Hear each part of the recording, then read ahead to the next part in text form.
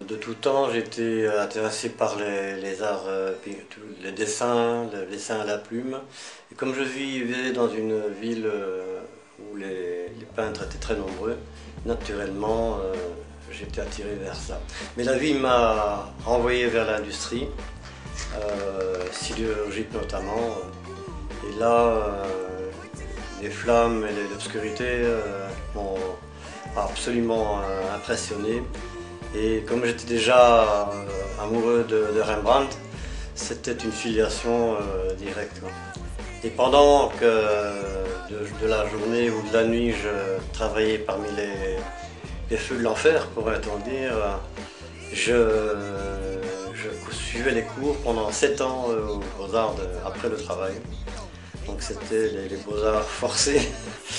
Et j'étais de plus en plus intéressé par les arts anciens qui m'ont conduit à étudier la restauration de tableaux anciens.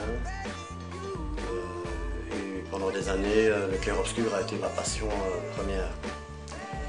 Et puis la vie nous a amenés vers le sud. La passion du bateau était conjointe à la passion de la peinture. Et il m'a fallu une dizaine d'années pour nettoyer mes yeux du clair-obscur et m'adapter à la lumière.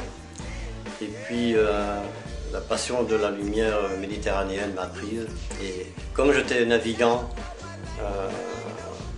j'ai pu observer les mouvements maritimes. J'étais pris d'un grand intérêt pour les îles normandes, les îles irlandaises, notamment le Cap Griné. Derrière moi, c'est le Cap Creuse. Et de tout temps, maintenant, je suis fasciné par le ciel resplendissant du sud.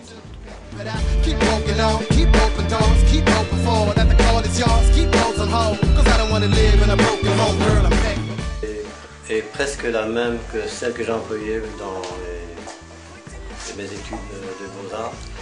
J'ai étudié les techniques anciennes, disons, à partir de Van Eyck et les techniques d'élaboration de pigments, d'huile. Ce qui veut dire que mes huiles, mes pigments et les manières de faire, le savoir-faire est celui des maîtres flamands. Du moins, je suis en tant qu'admirateur. Mais j'applique les méthodes picturales de nos maîtres flamands.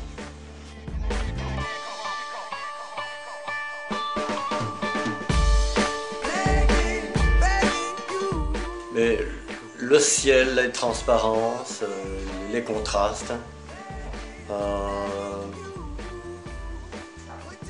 Je suis attiré aussi par les maîtres anglais comme Gainsborough. Mais disons que j'essaye de faire ressentir une ambiance à travers mes techniques. Voilà.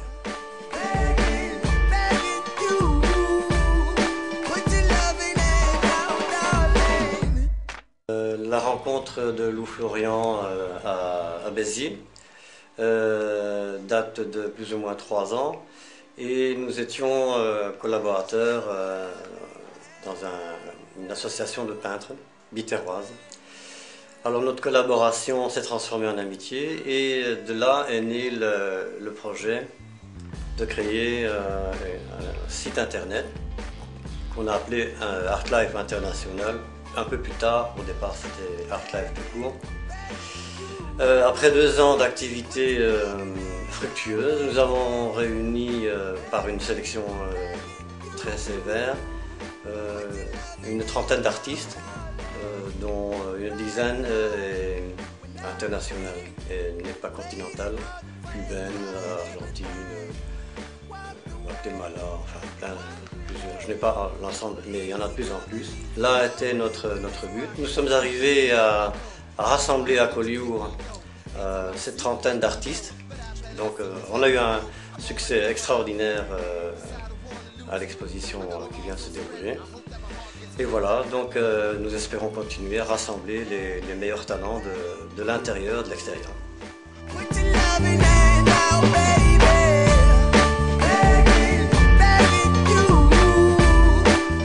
Eh bien, pour répondre plus facilement pour moi, il y a deux types de réponses. Parce que je vais à la rencontre du public. Et on me dit « Ah, ça me fait rêver » et la personne qui suit me dit « Ah, ça ne me dit rien ». Donc ça, c'est un peu simplifié à l'extrême, mais en fait, chaque personne a en lui un tableau ou une perception du même tableau. Donc un souhait, c'est que la rencontre se fasse. Et une fois que je vois que la personne a les yeux qui brillent et qui s'en va contente, bien heureuse, c'est aussi le but, il est vraiment atteint. Voilà.